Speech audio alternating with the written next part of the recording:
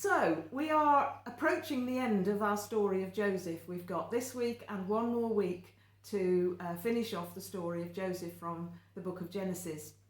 And the verse that I've been thinking about a lot recently is the verse that we have been looking at with the children, which is chapter 50 in Genesis and verse 20. You intended to harm me, says Joseph, but God intended it for good, to accomplish what is now being done, the saving of many lives.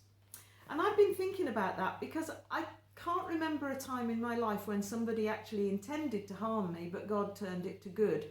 But I can remember a time when my intentions were to go in one direction and God turned it for good in another direction. And it was a very interesting time of my life.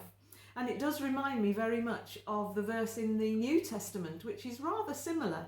And it's Romans 8, verse 28. And it says, and we know that in all things God works for the good of those who love him, who have been called according to his purpose.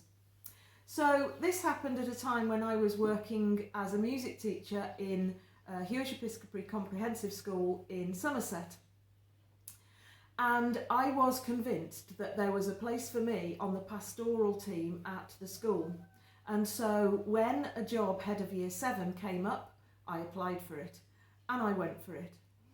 And I was most disappointed when I didn't get the job. However, we have always approached these things with the philosophy that we will push doors, and if God closes them, he closes them, and if he opens them, then he opens them. And we've done that throughout our lives, haven't we? I mean, I can remember you doing something similar. So I thought to myself, I'm not really sure here whether God is saying that the timing is wrong or just a complete flat no. So when another job came up, I went for it again and I didn't get it.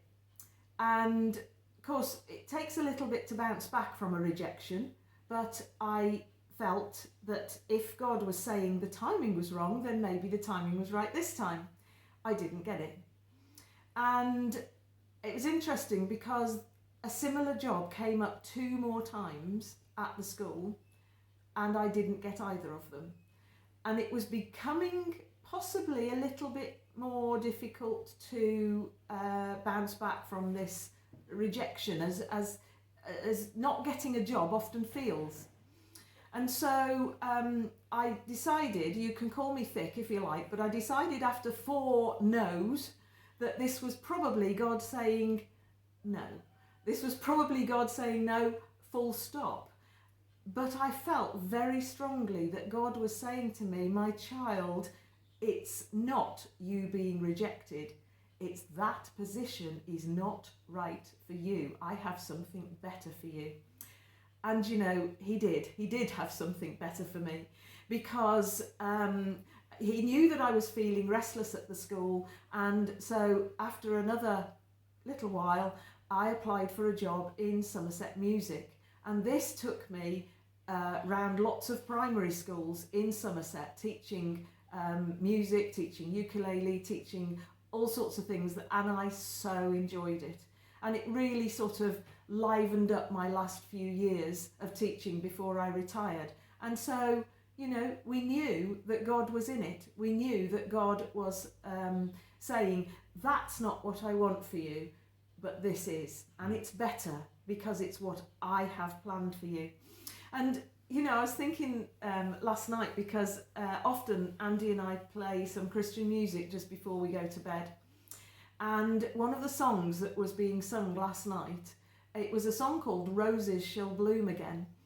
And a couple of the lines went like this: don't mourn what might have been, only God knows how and when.